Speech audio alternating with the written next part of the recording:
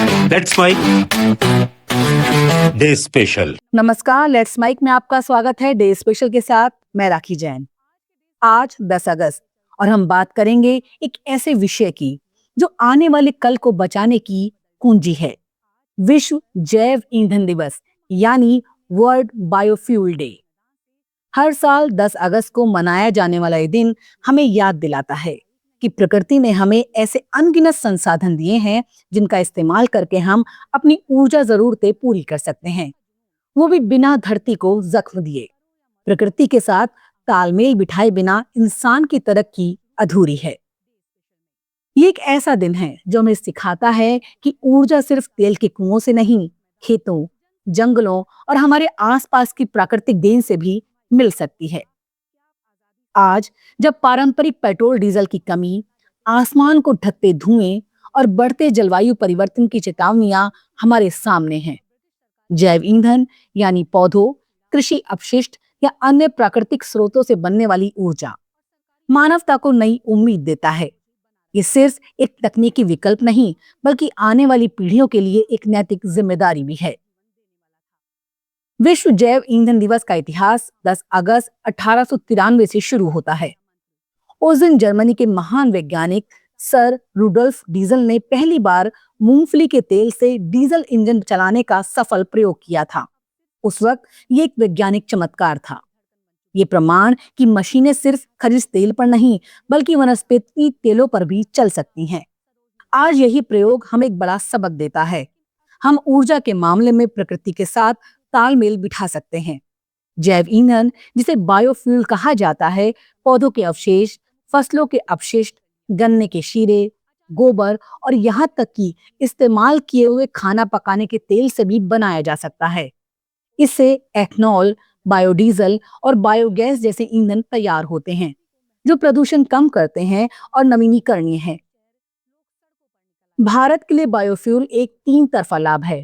पहला, ये किसानों को उनके कृषि अपशिष्ट का सही मूल्य दिलाकर उनकी आय बढ़ाता है। दूसरा, ये पेट्रोल डीजल जैसे महंगे आयातित ईंधनों पर हमारी निर्भरता कम करता है।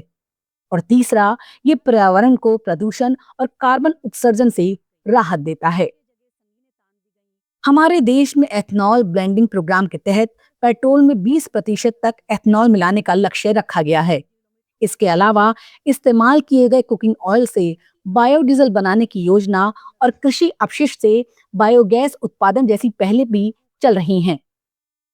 ये बदलाव सिर्फ तकनीक से नहीं, बल्कि सोच में बदलाव से भी संभव है, जहां हर नागरिक ऊर्जा बचाने और स्वच्छ विकल्प अपनाने को अपनी जिम्मेदारी माने।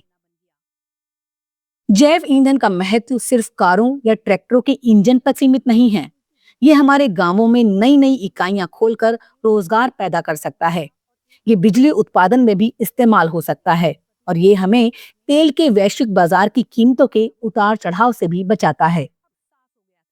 लेकिन ये सफर आसान नहीं है।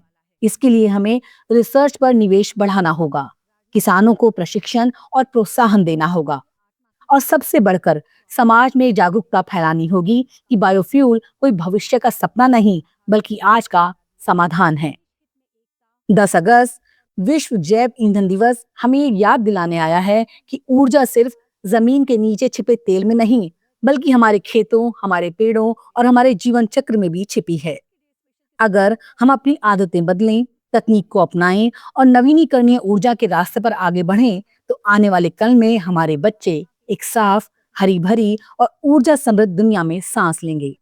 याद रखिए, असली तरक्की वही है जो प्रकृति के साथ हो, उसके खिलाफ नहीं।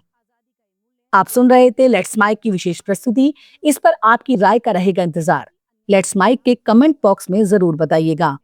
आप सब लीग से हटकर बनाए गए हमारे कार्यक्रम पसंद करते हैं, इसके लिए आपका दिल से आभार।